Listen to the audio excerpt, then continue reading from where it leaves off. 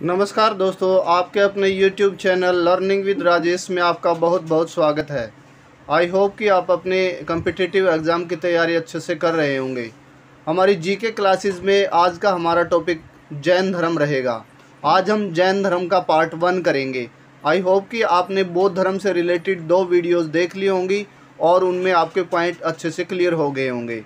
आज हम जैन धर्म के संस्थापक महावीर स्वामी जी के बारे में और उनके मुख्य विचारों के बारे में, उनकी मुख्य शिक्षाओं के बारे में और जैन धर्म से रिलेटेड बहुत से तथ्यों के बारे में अध्ययन करेंगे।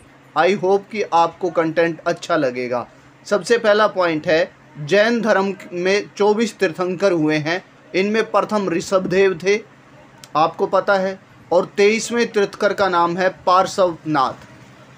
उसके बाद 24वें तीर्थंकर महावीर स्वामी हुए हैं। इन्हें जैन धर्म का वास्तविक संस्थापक माना जाता है। और आपको पता है कि महावीर स्वामी जी के जन्म का नाम वर्धमान था। वर्धमान महावीर तो वो ज्ञान प्राप्ति के बाद कहलाए हैं। आज हम जानेंगे कि महावीर का क्या अर्थ है तथा उनसे रिलेटेड सारी उपाधियों के बारे में जानेंगे।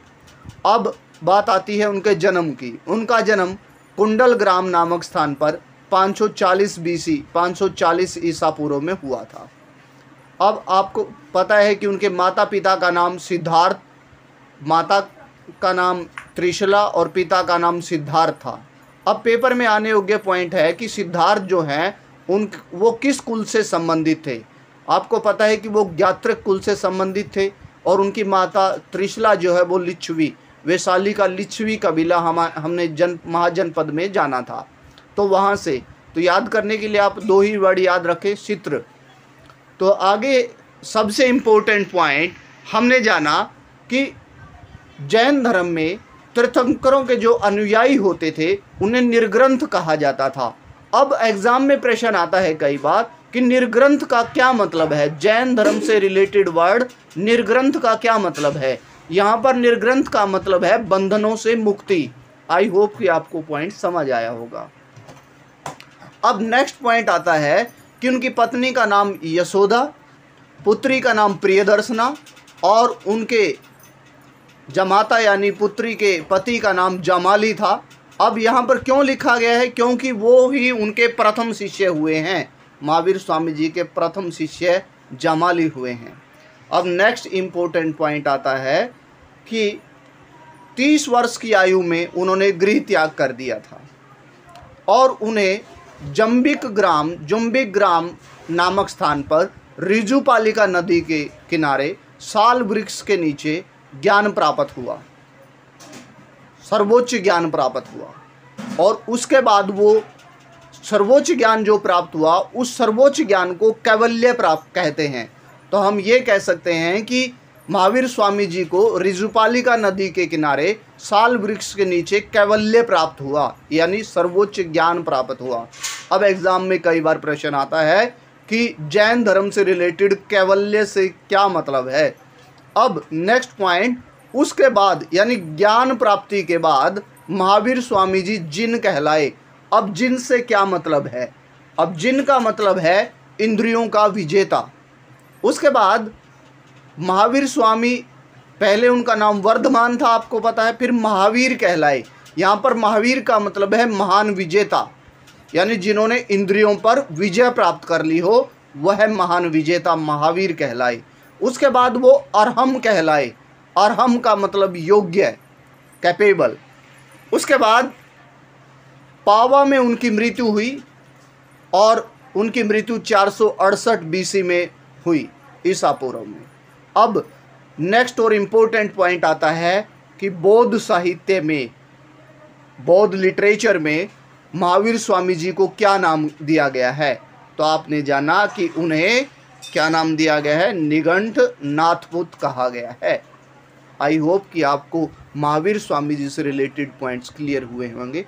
अब आपसे प्रश्न पूछना चाहूँगा कि जैन धर्म में कैवल्य का क्या मतलब है। आई होप कि आंसर आपको पता है। कैवल्य का मतलब क्या है? सर्वोच्च ज्ञान।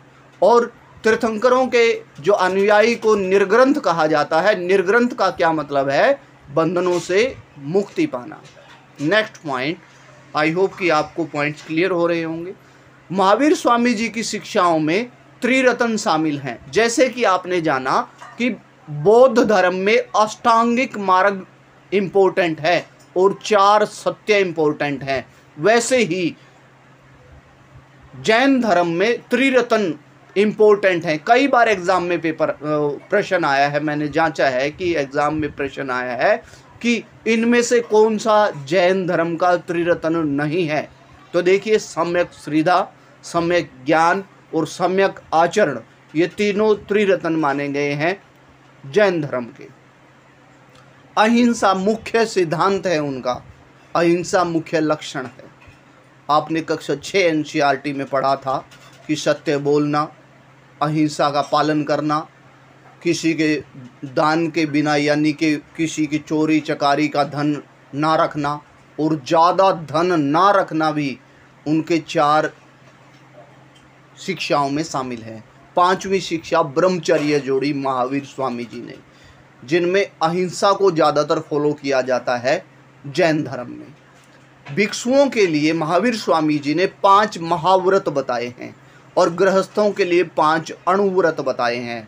अब कन्फ्यूजन वाले पॉइंट ही पेपर में आते हैं, यहाँ से इन बात को आप याद रखिएगा कि जैन धर्म के अनुसार 5 महाव्रत किन के लिए रखे गए हैं। तो आप बताएंगे भिक्षुओं के लिए और गृहस्थों के लिए, यानी जो गृहस्थ रहते हुए जैन धर्म को फॉलो करते थे उनके लिए 5 अणुव्रत बताए गए हैं।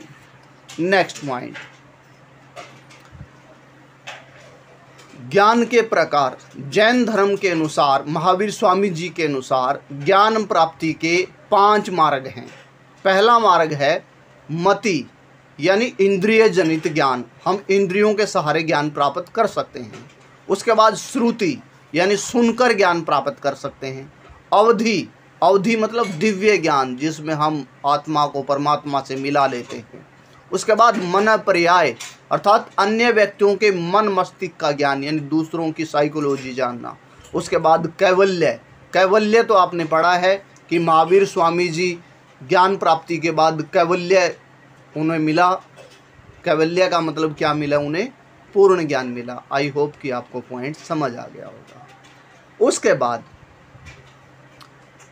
जैन धर्म में एक पॉइंट, एक वर्ड बहुत ही प्रसिद्ध है, निर्जरा।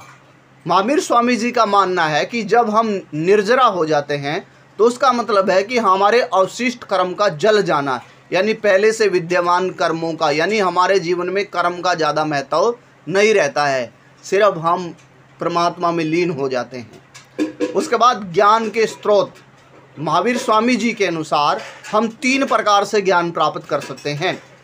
यानी ज्ञान प्राप्त करने के लिए कौन से साधन ले सकते हैं? प्रत्यक्ष ज्ञान, अनुमान से ज्ञान और तीर्थंकरों के वचनों के द्वारा हम ज्ञान प्राप्त कर सकते हैं। आई होप कि आपको पॉइंट समझ आया होगा। उसके बाद महावीर स्वामी जी ने अपने रहते हुए एक संघ बनाया। जैसे हमने बौद्ध संघ के बारे में पढ़ा था, वैसे ही जैन धर्म में भी संघ है, और उन्होंने अपने साथ 11 लोगों को शामिल किया इस संघ में। और महावीर स्वामी जी की मृत्यु के बाद सिर्फ एक ही गणधर, गणधर का मतलब है संघ का अनुयायी, एक ही अनुयायी बचा, जिनका नाम नेक्स्ट पॉइंट में हमने पढ़ा कि महावीर स्वामी जी की मृत्यु के बाद सुधर्मन नामक गणधर ही, कहीं सुधर्मा भी मिल सकता है, सुधर्मा नामक गणधर ही जीवित रहा था। आई होप कि आपको पॉइंट क्लियर हो गया होगा। आपसे बीच बीच में प्रश्न पूछने जा रहा हूं कि महावीर स्वामी जी का पहला शिष्य कौन था? आप बताएंगे जमाली।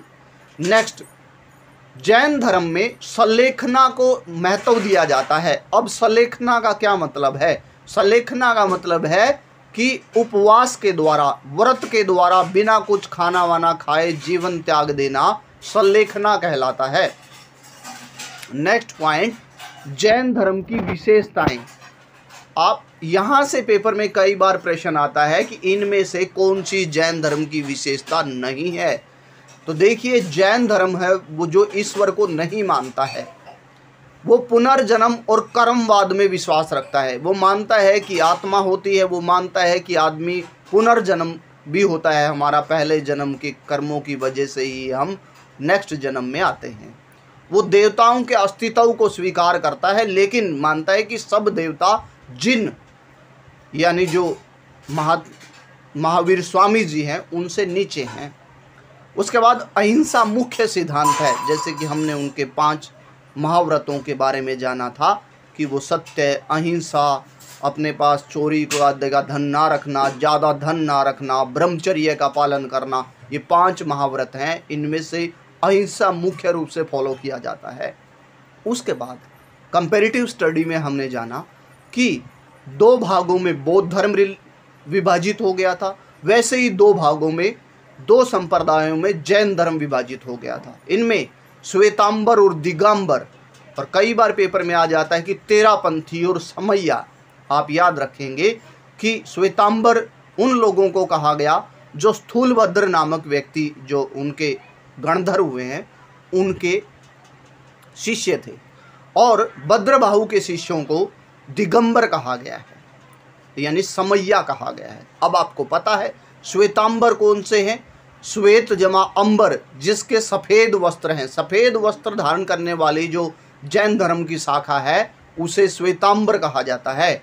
और दिगंबर का मतलब आप हिंदी में जानते हैं, दिक का मतलब है दिशाएं और अंबर का मतलब है वस्त्र, यानी दिशाएं ही वस्त्र हैं जिनकी, यानी वो वस्त्रहीन रहते हैं तो उन्हें दिगंबर कहा जाता है, और वो भद्रबाहु के शिष्य हैं।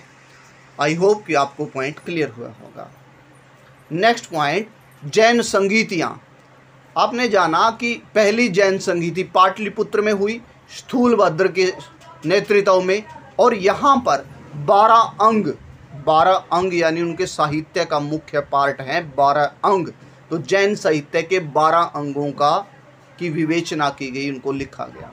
उसके बाद दूसरी जैन संगीति वल्लभी में हुई, गुजरात वल्लभी में, तो क्षमा श्रवण इसके नेतृत्व में हुई है। उसके बाद कौन कौन से राजाओं ने जैन धर्म को आश्रय प्रदान किया? तो राष्ट्रकूट राजाओं के शासनकाल में बहुत ज़्यादा उन्नति हुई। हमने जाना जैसे अमोघ वर्ष के शासनकाल में बहुत उन्नति की जैन धर्म ने। नेक्स्ट है प्रमुख राजा अनुयायी। कौन कौन से राजा इसके अनुयायी थे? उदयन, चंद्रगुप्त मौर्य। आपने जाना कि चंद्रगुप्त मौर्य ने श्रवणबेलगोला में संलेखना द्वारा जान दे दी थी। तो चंद्रगुप्त मौर्य, अमोघ वर्ष और चंदेल शासक। अमोघ वर्ष, अब आपको पता चला कि राष्ट्रकूट शासक हैं अमोघ वर्ष, और चंदेल शासक जो कि जैन धर्म के मुख्य अनुयायियों में से थे। खजुराहो के जैन मंदिरों का निर्माण चंदेलों ने करवाया है, जो कि कई बार एग्जाम में आता है प्रश्न। उसके बाद प्रसिद्ध जैन केंद्र कौन कौन से थे? कौन से शहर प्रमुख जैन संस्कृति का केंद्र थे? जिनमें हमने जाना उज्जैन और मथुरा। उसके बाद दिलवाड़ा के जैन मंदिरों में किन तीर्थंकरों की मूर्ति है? वेरी डीप पॉइंट है ये। आदिनाथ और नेमिनाथ की मूर्ति स्थापित की गई है। अभी आपने जाना कि प्रसिद्ध जैन केंद्र कौन कौन से थे? उज्जैन और मथुरा। नेक्स्ट पॉइंट, मुझे बताइए कि तेरापंथी जो है, तेरापंथी उन्हें किस संप्रदाय से माना जाता है? आई होप कि आंसर आपको पता है। उन्हें श्वेतांबर संप्रदाय से माना जाता है। अरिष्ट नेमी माना जाता है कि जो अरिष्ट नेमी तीर्थंकर हुए हैं जैन धर्म के, वो वासुदेव कृष्ण के समकालीन माने जाते हैं। आई होप कि आज का सेशन आपको अच्छा लगा होगा, सारे पॉइंट्स आपको क्लियर हो गए होंगे। If you enjoyed our session, please like, share and subscribe also. Thank you and have a nice day.